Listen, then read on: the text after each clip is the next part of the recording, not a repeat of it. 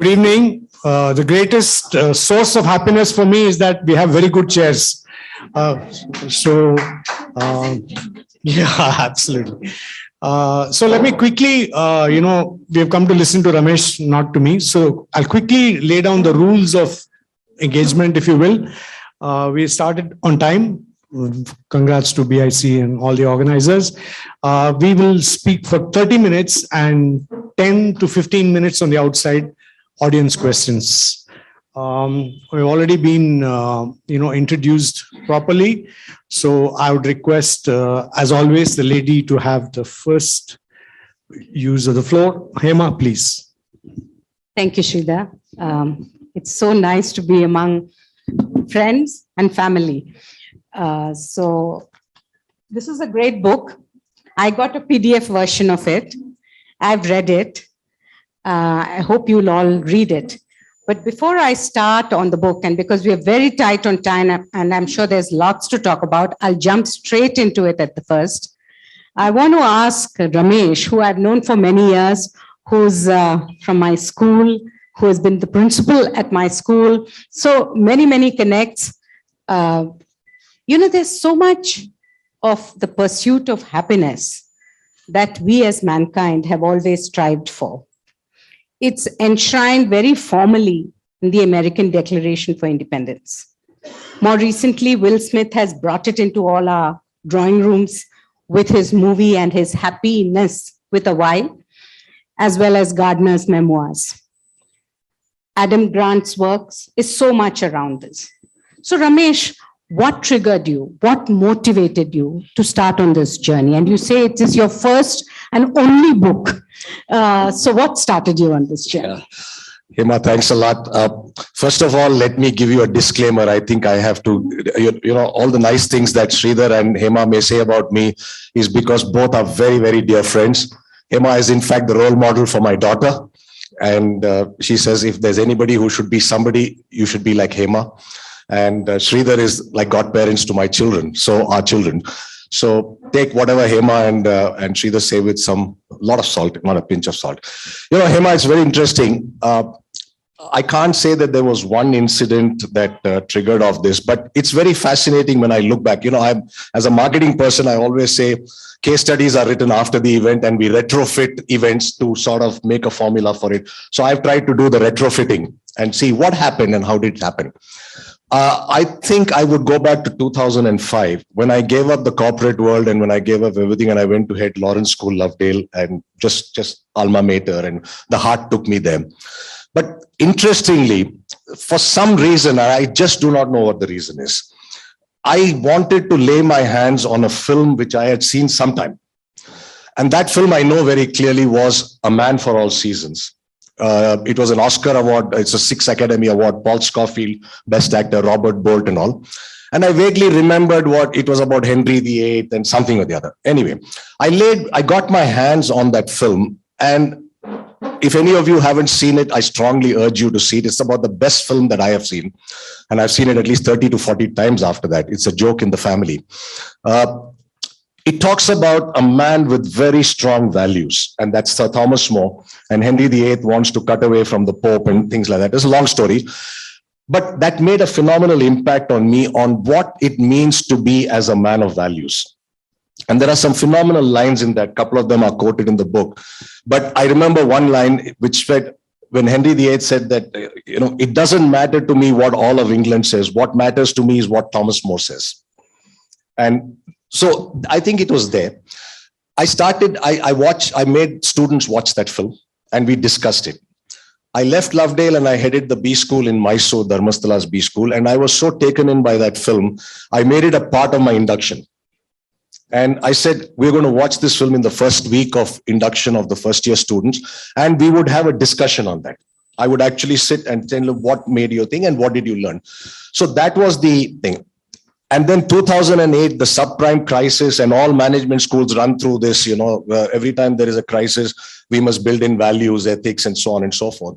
But since I was the director of the B school, I called my colleagues and I said, what do we do about this? Let's do something about it.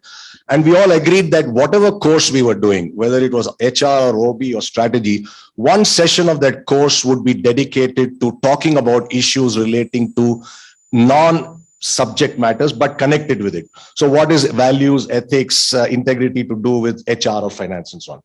So that's where it went. So my focus was largely on integrity. About 10 years ago, a classmate of mine from my IIM batchmate sent out a random mail, and you know how group mails are, they're full of them. And she made a statement which said, we are all getting on in years and we're all getting to be grandparents. So what are the 5 things you would like to leave behind for your grandchildren to lead a meaningful and successful life? A happy, successful, and meaningful life. I didn't worry too much about it even then. But as I started thinking, and I said, what have I been doing for the last 15 years? And I realized I've been talking about this. And it's in that context that I started putting a structure to the whole thing.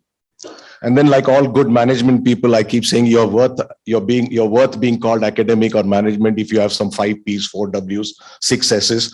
And I came out with my 5 I's of what I call the GPS to happiness. That's roughly the.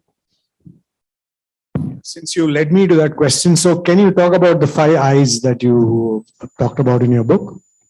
Yeah. So I know, people will say it's all happiness is personal, and which is true. So I mulled over that and I evolved this over about 2-3 years of classes. I started talking about it. My first sessions were actually on values and integrity. And the topic was dishonesty is not equal to cheating. And I worked my theme on that. But as I came to the 5 I's, I started looking at it and I mulled over it. And I realized that maybe, and putting anything into 5 is always a challenge. So when I sent my draft out, somebody would say, this is also important. Somebody would say that, and I have to rationalize it. So I'll say, yeah, but you can put it under this subhead or that subhead. So my 5 I's roughly in order of priority, but obviously they're not mutually exclusive. The first I is integrity. And for me, this is the most important I, because again, as a marketing man, it defines you as a brand. Who am I? And we need to have this clarity for reasons I will, I'm sure, talk about it as we go along today. So my first I is integrity. My second I is what I call interaction, people. And I came to the realization that money cannot buy you happiness. Only people can decide whether you're going to be happy or not. And the people around you are very important. I thought it was very important in today's world of what's happening in terms of mental health and happiness and so on. So my second I was is interact. My third I is involve. Put your heart into what you do. Give it your 100%. So if you give your heart, then you're there to a sense of satisfaction. My fourth I was imbibe. Keep learning, keep absorbing, be open to what's happening. And I think it's very critical in the book. We've talked about it, or why it's even more important, and what qualities you need to have the ability to imbibe. And the fifth one, I feel very strongly about it, and I would talk to my students about it, is impact. What difference have you made to the world around you? And so therefore, these are my 5 I's: integrity, interact, involve, imbibe, and impact. Thanks, Ramesh. You and I are in our 60s, not Hema. Okay, please note this. But you're talking to people who are probably half our age, 1/3 our age. So how do you account for generational differences? When I talk to my children, they never listen. So how do you counter something like this when you're talking to a different generation? Yeah, Sridhar, that's why I talk to your children most of the time. And I want to segue onto that. If you just heard and it's been playing on all our videos and tapes, the Miss Universe winner has talked about this a lot in that punchline speech, which apparently was a winner, which talks about pressure. And, happiness and pressure. And then you talk about envy. So how do you bridge all this across generations? Oh God, that's a long thing. This again comes up in my classes and when we're talking to students and all that. You see, how do you bridge generation? Now, the point I was trying to make is cuts across generations. Happiness is not about a generational thing. And that is why when I look at my 5 eyes, integrity is irrespective of whether you're 25 years old or 50 years old. Do you know who you are? And I'll tell you why it's important. It's important because I believe life is a journey of problem solving and conflict resolution at every minute of the day. From the time you get up, what should I have? Should I have upma or poha is a problem, but we manage it. But somewhere along the line, we are at crossroads when you don't know which road to take. And there are no clear signposts to say, take this road or that road.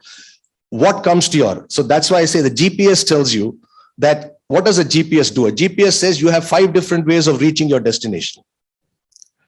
And for me, integrity is the first one which tells you what is it that I need to do. So for me, it cuts across generations. Second is about people. It's very, very important.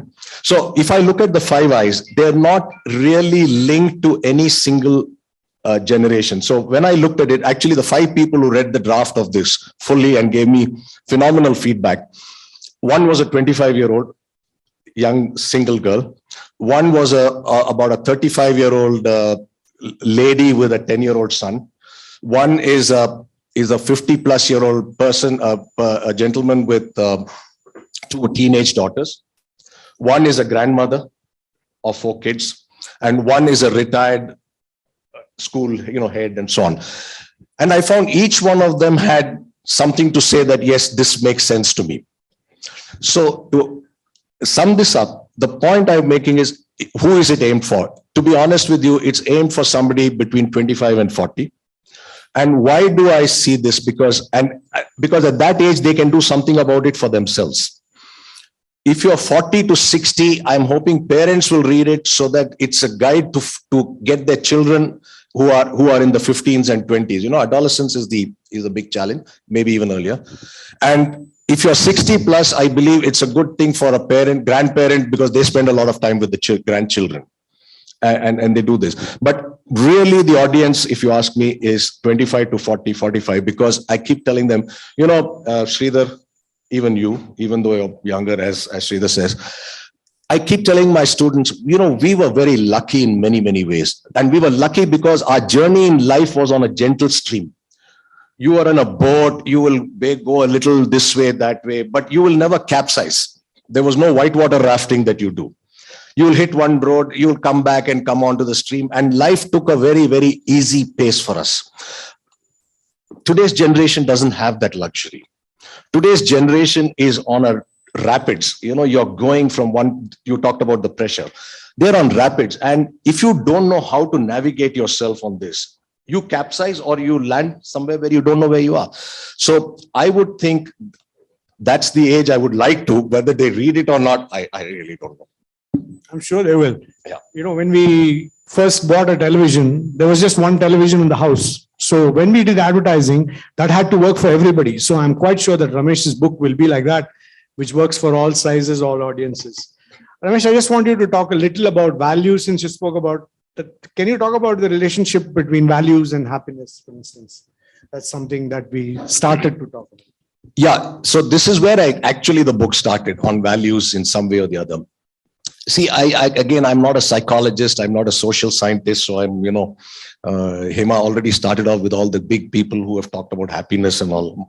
Hema, that's one of the things I say in class. The minute you talk about happiness and values, immediately you're talking about philosophers, thinkers, the Puranas, the Bibles, the Qurans, the Gitas, because it's all about that.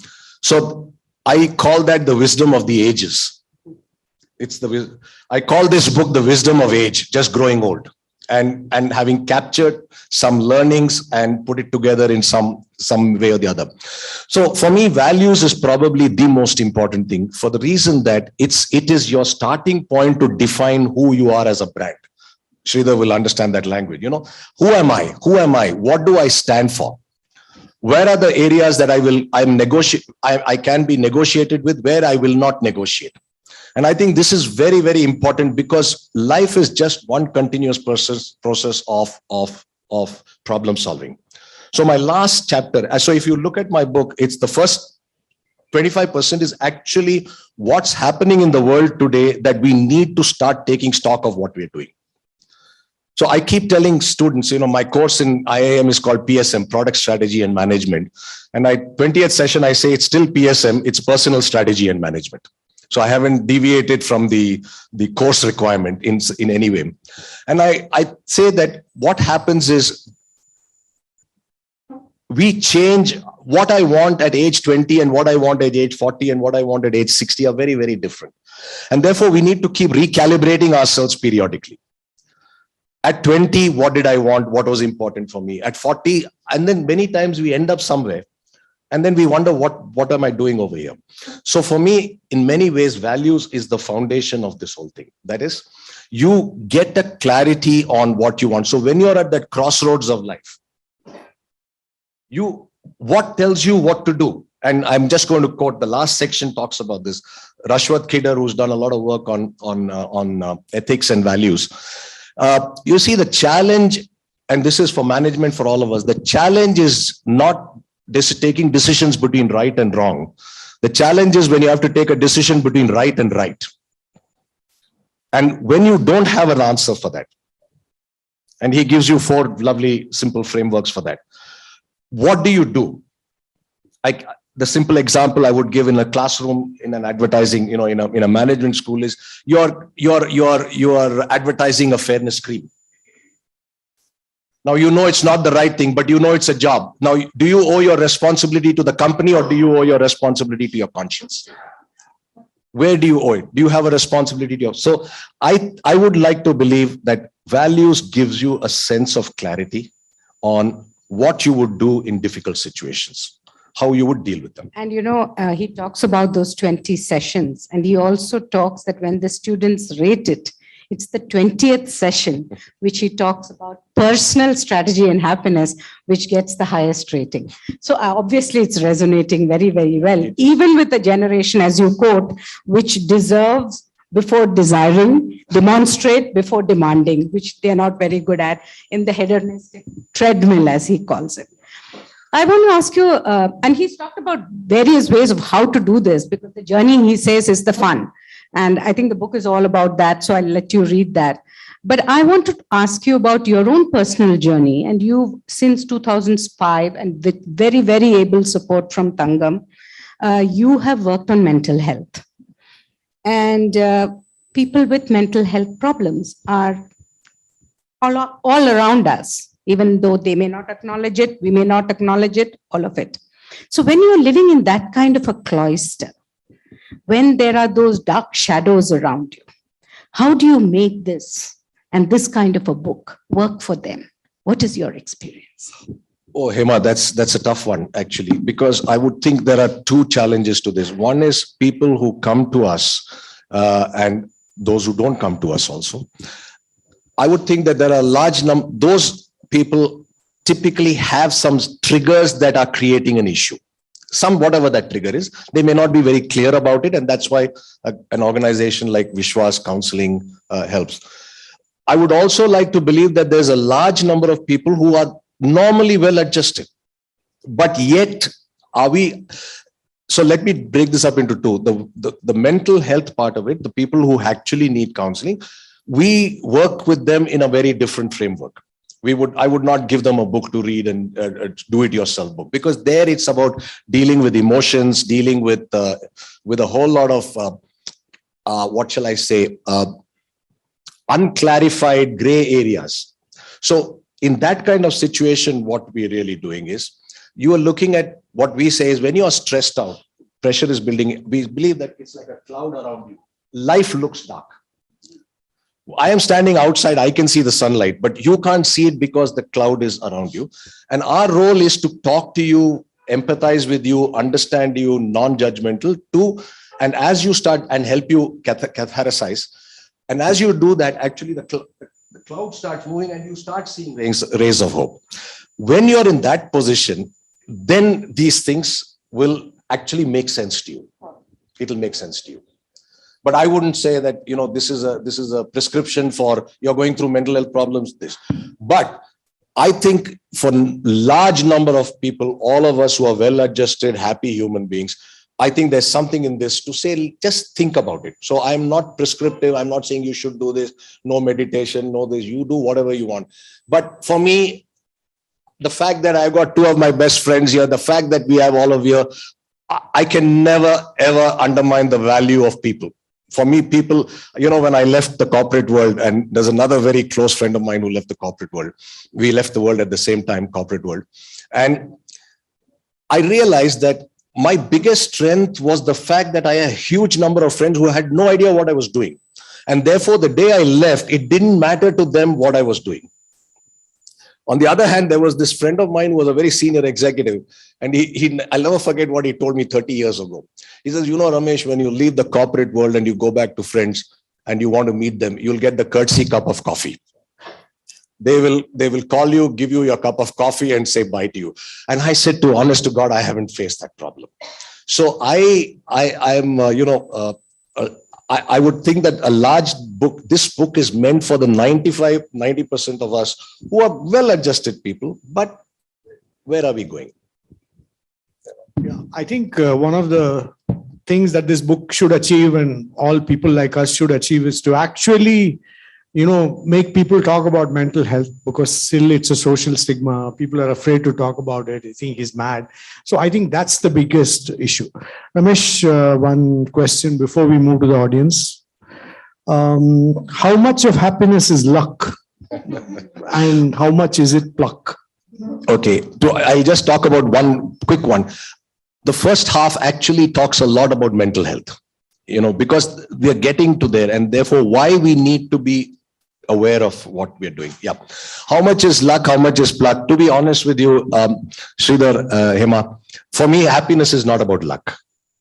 Luck is about material comforts. Luck is about hedonistic achievements. Happiness is a state of mind.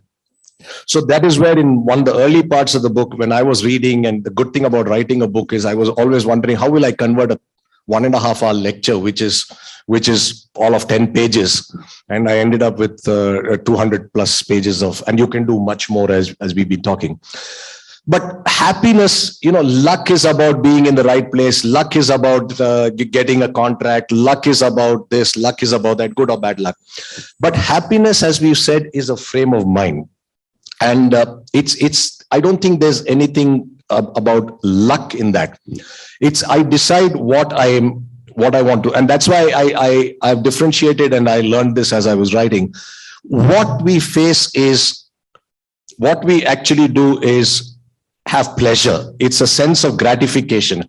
So when we look at this, you use the word hedonic treadmill that we are on. See, this whole book also started coming about why are we doing what we are doing. In fact, that's my starting point. Why am I want to get the 99%. I want to get into a college. I want to get this. I want to get that. I want to get a job. I want to do that. I ask myself, why are we doing this?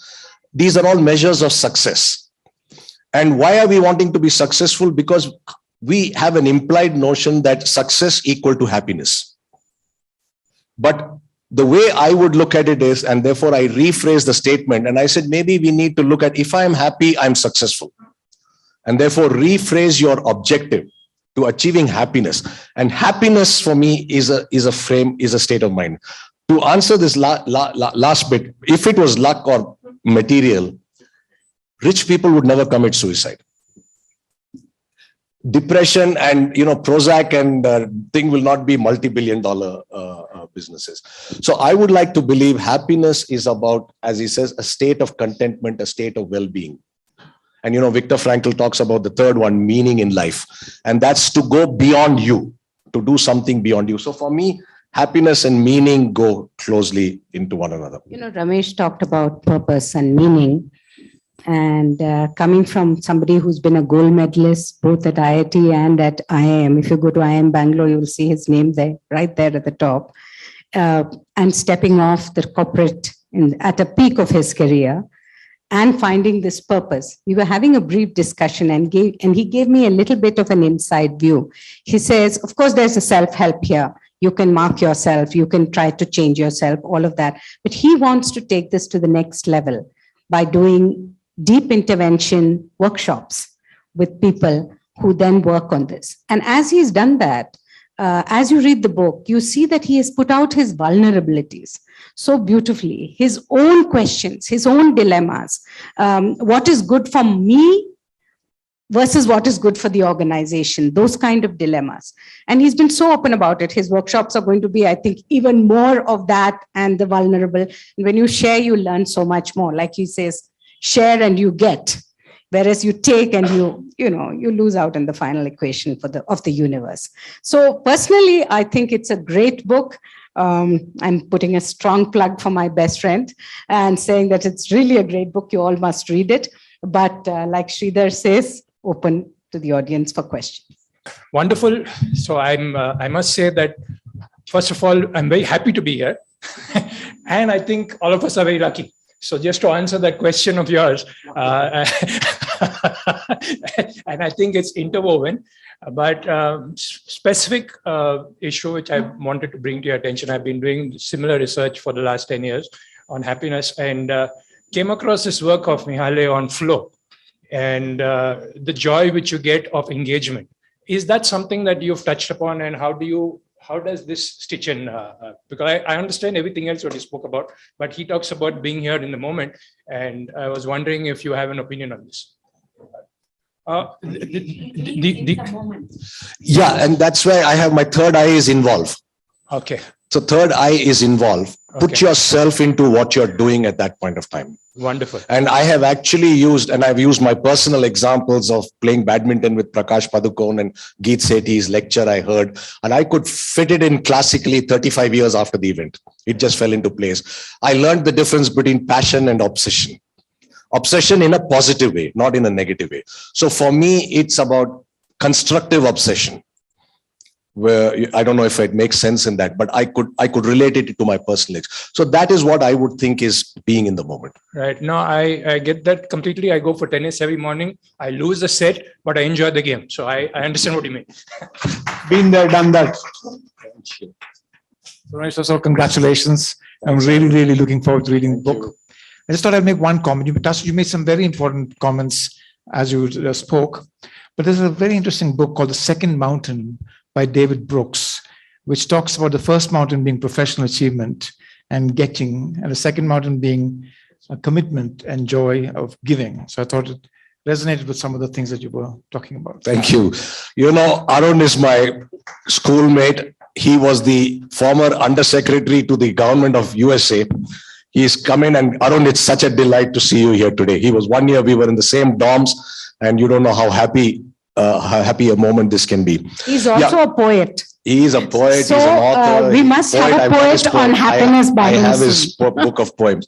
And that's why to answer this question that you had asked, I am not saying you keep money as your target, you keep being the best painter as your target, you keep being the best mother as your target. So I'm not defining what success should. So I'm not saying how to make better profits and how to make better. I am saying you define what your goals of success is, but these 5 should help you lead a meaningful life. That's really what I thought. Ramesh, right in the beginning, you made a statement that dishonesty is not the same as cheating. I was very intrigued by it. So that reminded me of something I read many years ago, where someone, I can't remember who, came up with the concept. He distinguished between a bribe and speed money. He says, when you go get your administrative services, in whichever department, okay, quite often, you end up paying something, but you are not doing anything wrong. I mean, your house plan is in order, or, whatever you state as your age is correct, as opposed to some people who misrepresent and get it. Okay. I don't know if, that's what I could think of when you said it. So it would really help if you can talk a little bit about what you see as dishonesty versus cheating. This is the dilemmas. I told you the challenge is about right and right. So I use this. I have a lot of sports examples in the book because I love sports, and I think that's one great place to learn. So when I started, dishonesty is not equal to cheating. So I use the example of G.R. Vishwanath or Adam Gilchrist or Andy Roddick. So the example I would use is that G.R. Vishwanath is playing his captain of the Jubilee Test in 1980 in Mumbai against England, and Bob Taylor is given out. And Bob Taylor is walking back, and G.R. Vishwanath has a quick discussion with his people and calls him back. Adam Gilchrist, not given out, 1983 semifinals, I think wherever it is, he comes back. Andy Roddick playing with Fernando Verdasco, down 2-5, down one set. I'm just giving you these three examples because they're very powerful. Andy Roddick down one, Rome Open in 2005, down one set, down 2-5, down for Verdasco down one set, 2-5 down, love 40 down. And he serves the first serve fault, the second serve fault. Umpire calls it game, set, and match. Roddick goes and says, it was not a fault, it was right. Roddick loses the game, Roddick loses the set, Roddick loses the match. Now, my question to the class is, if any of them did not do what they did, would you call them cheats? That's the question. And the unanimous thing is, no, they were not cheating because it's the job of the umpire to rule. And that's how the whole thing started. So they did something which their conscience said has to be done because that was not their job. Their job is not to rule on whether he's out or not. The umpire also doesn't expect you to rule on it. And yet they did it. So that was the platform for my talk for 10 years. I'll just finish this. And therefore I said, dishonesty is not equal. So they were not being cheating, but they were being dishonest to themselves. And therefore I said, dishonesty and cheating are two different things. Dishonesty is about self, cheating is about rules, is about the structure. And the last thing, I'll just close this. This is where the dilemma comes. Did Gilchrist and Vishwanath do the right thing? And that is a divided opinion in class. And then my question is, who do you owe your responsibility to? Do you owe your responsibility to your team or to your conscience? When I ask that question, they're very clear. I owe my responsibility to the team. And that's what I said. If you're not clear about your values, he will not be able to sleep that night because he's had to choose between. Whereas if he did it against the team, but he says, my values tells me very clear, then he would be able to sleep well. That's what I wanted to say about this. Yeah, thanks. It's very clear. Just a quick comment, and I'll let it for others to come in, which is, since Sridhar, you and I all play golf, we know that golf is a self-regulating game. And so what you do, which nobody else can watch, probably determines whether you actually do the right thing or not. So one of the examples in the book is Brian Davis, who lost his PGA title and gave it to Jim Furyk because he thought he had fouled and gave it up. Thank you. Congratulations, Ramesh. You are a passionate golfer. Now, these 5 eyes and your game, what has been the impact? This is a leading question. I'm not sure if we want to answer that. Please, Ramesh. Yeah, okay. I have actually given an example on that also in this book. Okay. And this is to answer what Hema had said earlier, that there is a lot of what the generation has a lot of pressure. And very true. So there is this huge amount of pressure. And I've said the trigger is expectation and envy and all that. And, you know, does expectation lead to envy or does envy lead to expectation? That itself we can debate for a long time. So one of the things I've said is we are living in a world where the generation, and this is why it's for this 20 to 30 generation, we are living in a world where we are in a hurry. And this is what I have given some examples of the sports field again. You know, the stakes to win are very high. If you take competitive sports, 10% of the earnings comes from prize money, 90% comes from endorsements. And that 90% will happen only if you're winning. And therefore, there is a pressure to win and take shortcuts and do this and do that and so on and so forth. So that is, and this is, you can transfer to the corporate world. I need to get to the top. I need to get, and you know, I'm a marketing guy. I said, you are like one of million guys who are as good as you are. You're like one more toothpaste on the shelf. You're like one more shampoo on the shelf. Okay. So the challenge is nobody wants to take the staircase. Everybody wants to take the elevator to get to the top. And in the process, we are losing the joy of the journey. And if golf has taught me anything, it's taught me enjoy the journey. And that's why I would not like to take a buggy. Because the whole walk to the ball, to get a perspective of the game, to get a perspective of this thing, to look at a 3D effect of where am I going to hit, talk to somebody next to you. That is the joy I think I get from golf more than hitting a bad shot, which is very often. So Ramesh, Hema mentioned that there are a lot of vulnerabilities. You've exposed a lot of vulnerabilities about yourself, of yourself in the book. So I'm going to ask you a question that will touch your vulnerability. In life, there are points in our life where however much wisdom there is, however much direction we may have, there will be unhappiness because of people's related situations. How have you managed this in your own life? You know, you're making me out to be far more than what I am. I'm not a philosopher here. I'm just sitting over here and wrote a book because pandemic, I had nothing else to do.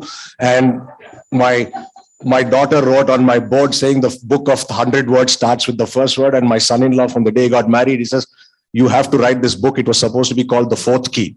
He called it The Fourth Key because 3 keys of the house. He said, the fourth key you have, you're going to tell the grandchildren how to lead their life. So actually, I said it's not the fourth key. You know, Rukmini,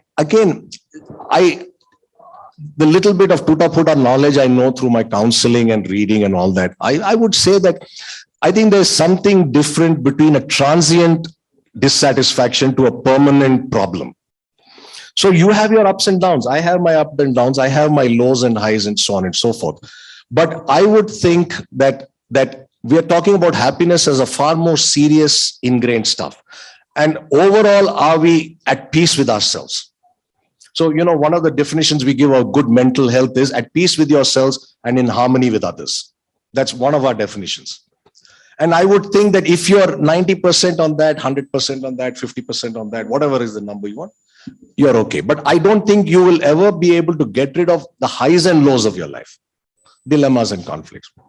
So what I want to ask you is similar to like about the purpose, right? So there's a recent study that's come out about parents that once they become parents, their happiness levels actually fall, but they seem more satisfied and they claim they're happier, but in terms of parameters, they're not as happy. And what I think the research is getting at is that purpose has more value than happiness. And I want to know, where do you lie with that? Do you think they're both combined, or what is your take on that? Yeah, so I would think, now please, again, I am not a dada. I come on, I'm just a marketing salesman. You as an older person who's got children. I am a salesman, nothing more. Slightly older, don't worry about that. No, nothing. But I think what you're saying, and this is what another problem I get into in my class itself. I said, let's not juggle with semantics. Let's get the general idea through. So when you use the word purpose, I would link it with this word of meaning in life. So do we have something that goes beyond me? Do I have a purpose beyond me? So in my book, I quoted and I tell my class, I have seen the best example of purpose is to sit outside the langar in the Golden Temple. And if I've seen what seva means, that is purpose. You know, you just give up yourself, irrespective of who you are, what you are. And I said, I could just sit there. I have sat there for hours just watching that. So I would like to believe that, and this is very relevant for audiences like us, which is what I teach in any case in the group class, because we are the fortunate people in this country. We are this 200 million people who are extremely fortunate. And I think we all need to get to doing something which transcends the individual.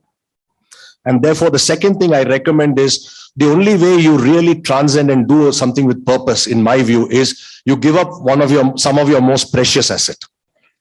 And so when I ask my class, what is your most precious asset? It's time. Anyone can write a check. It wouldn't make a difference to a billionaire to write a few, not that they're not doing good work, no. But I think, and that's what I learned from the Sikh Langar community. So I would like to believe that's what we should look at. I specifically say this in my management school because, you know, when I look at their resumes, I say, you give me a complex. You've done this. And when I look at the time frame, you did it between April and June. I couldn't do it in 30 years. You're doing it in 3 months. And I say, resume, that is not a purpose. That's what you're paid for. So I would believe it's something that goes beyond your immediate environment. So thank you for being a wonderful audience. I just want to end with one statement. I think where our generation failed is marketing ourselves to the next generation. Thank you very much and good evening. Thank you.